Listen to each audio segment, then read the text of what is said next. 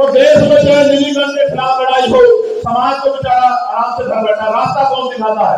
ये प्रबुद्ध समाज कि भाई ये है, जैसे 200 पॉइंट रोस्टर को हटा के 36 पॉइंट रोस्टर रहा, किसने रास्ता दिखाया? प्रबुद्ध समाज। दुश्मन ने नहीं दिखाया। जैसे स्टेट पे हमला हुआ, किसने रास्ता दिखाया? प्रबुद्ध समाज। जैसे निजीकरण के जरिए आरक्षण खत्म किया जा रहा, कौन चर्चा कर रहा है? प्रबुद्ध समाज। किसी प्रबुद्ध समाज को कह रहा हूं कि 2027 में 15 साल का सूखा हो जाएगा वंचित समाज के, वैचारिक समाज के ऊपर 15 साल में। और 15 साल में तो बड़ी से बड़ी बिल्डिंग उसकी मरम्मत ना हो तो वो जर्जर हो जाती है। आप क्यों नहीं उठ के जाते हो यार? क्यों नहीं जाते हो? क्यों नहीं समझते हो कि इस 15 साल में आप 30 साल पीछे चले गए और अगले 5 साल और लगे तो आप 50 साल पीछे चले जाओगे? क्यों नहीं समझते? इसलिए आपको जगाने और इनको समझाने के लिए निकले हैं कि जागे हुए लोग इन संघर्ष करने वाले लोगों को रास्ता दिखाने का काम करें तो बात आगे बढ़ जाए। प्यारे साथियों, बात मुस्लिम समाज की हो रही थी। अभी आपके सामने अलीगढ़ में जो हुआ वो आपने देखा होगा।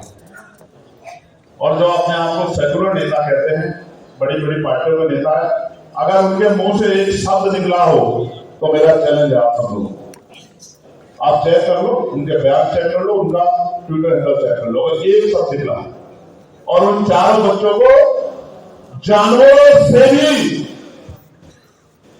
बुरी हालात में कर दिया। मेरे पास खबर आई, मुझे बताया गया कि उनके साथ अन्याय हुआ है। मैं उनसे मिलने के लिए गया, वहां के डॉक्टर्स को बुलाया।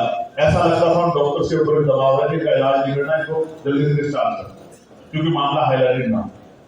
मैं गया, डॉक्टरों से बात की, उनकी पीड़ा को सुनी, अधिकारियों से बात करी और उनके खिलाफ जो झूठा मुकदमा लिखा गया उस मुकदमे को खारिज करने की बात की। और उनको ये कहा पुलिस के अधिकारियों की इसकी जांच कराओ। जांच हुई तो वो बच्चे सही पाए गए और तब आगे अधिकारियों ने किया कि हम इस मामले में गिरफ्तारी करेंगे। अब भीड़ को आप न्याय करने का अधिकार नहीं है। मेरे पास कितनी बड़ी भीड़ है, इतना बड़ा जनसमूह है, मेरी किसी से नाराजगी हो, मेरा किसी को गुस्सा हो, मैं इनको कहते लेके चलूं साथ में कि चलो भाई इस्लाम ने बारात रोकी है, आज रात को ठीक कर दे।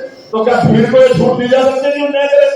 जब इस देश में हम लोग संवैधानिक मर्यादाओं में बने हुए हैं, यहाँ पुलिस है, यहाँ इंटेलिजेंस है, यहाँ लयू है, तमाम तरह का सिस्टम है, यहाँ हमारी जो है एडमिनिस्ट्रेशन बॉडी है, एडमिनिस्ट्रेटिव बॉडी है, तो फिर ये काम हमें उनके ऊपर छोड़ना चाहिए, वोट के ऊपर छोड़ना चाहिए, हमें हिंसा का सहारा नहीं लेना चाहिए। वरना आप देखो कि जब किसी को बार बार सताया जाता है तो क्या होता है? जैसे एटा में हुआ, क्या हुआ एटा में? क्या हुआ एटा में? एटा में ये हुआ कि जब आपने बाबा साहब अम्बेडकर की जयंती नहीं निकलने दी थी, ये कहते कि आप में परमिशन नहीं है तो हम आपकी भी इस यात्रा को रोक देंगे, क्योंकि आपके पास भी कोई परमिशन। तो संवैधानिक तरीके से बोलोगे तो संविधान के बाद मैंने तो रोका उनको, आगरा के लोगों मैंने कहा, एटा के लोगों, ये भाई ऐसा मत करो। बोले नहीं साहब, देखो आपने सिखाया है कि अन्याय करने वाले से अन्याय सहने वाला ज्यादा दोषी होता है। हम अन्याय किसी भी कीमत पर सहेंगे नहीं, हम अन्याय का मुकाबला करेंगे।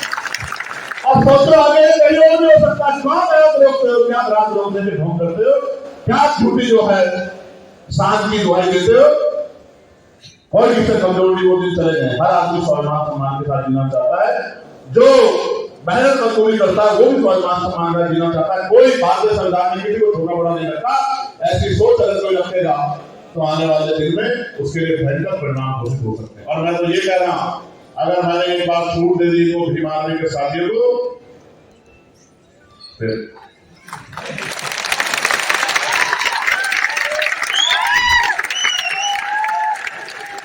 लेकिन मैं तो संवैधानिक व्यक्ति हूं, मैं कहां इस तरह के जो है गैर जिम्मेदार कामों की इजाजत दे सकता हूं।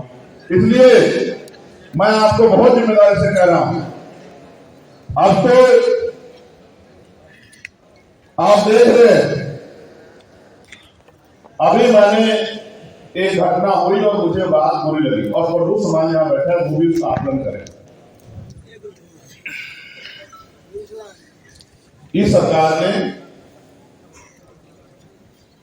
रामायण और वेद की 10 दिन की कार्यशाला शुरू करा दी स्कूलों में। अब आप मुझे प्रभु समाज में बताएं, क्या किसी भी धर्म का प्रचार स्कूलों में सही है? बताओ।